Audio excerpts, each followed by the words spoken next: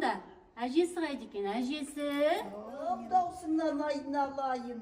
Иә, мен айтпақшы, ана өзіміздің құдағиды шақырып қойдым ғой енді.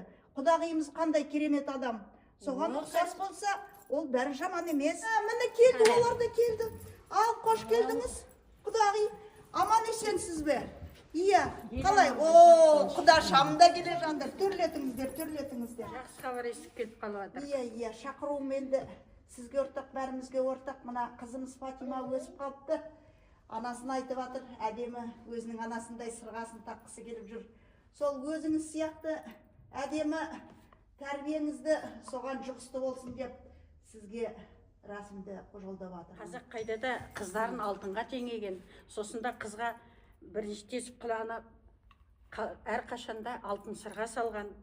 Алтынмен теңдес біздің қызымыз. Осындай көркем айдай болсын, күн тимес күнекей болсын. Қайда да жақсылық тілейміз. Ал мына қазақта құлағын тесерде тарымен теседі. Осылай қолап отырамыз. Қызымыз өсті, көрікті әдемі болсын деп, осылай отырып, тарымен жайлап, асықпай отырып, сылап отырып тесеміз. Жаман сөзді естімесін, қайда да жақсы сөзде болсын, жақсы тілекте болсын деп, осындай сырға тағып жатырмын. Аман сау жүрсін, әдемі болсын қызымыз, қайда да. Бағы ашылсын, беселі бақ берсін Аллам.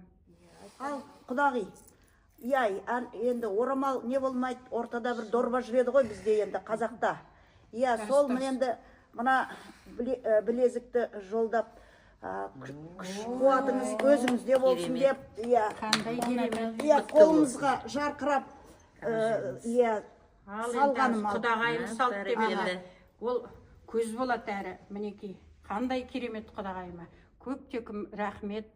Осы арамыз осындай алтындай жарқырап, бір-бірімізді көргенде қуанып, қуанышымызды бірге тойлап жүре берейік. Енді қазақта мақал бар ғой, батамен ел көгереді, жаңбырмен жер көгереді деген сияқты. Мен үйреткен бір батам бар еді ғой.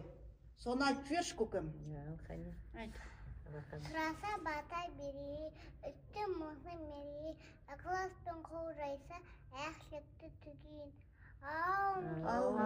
Бір айтқан керсін. Періште ғой, періште.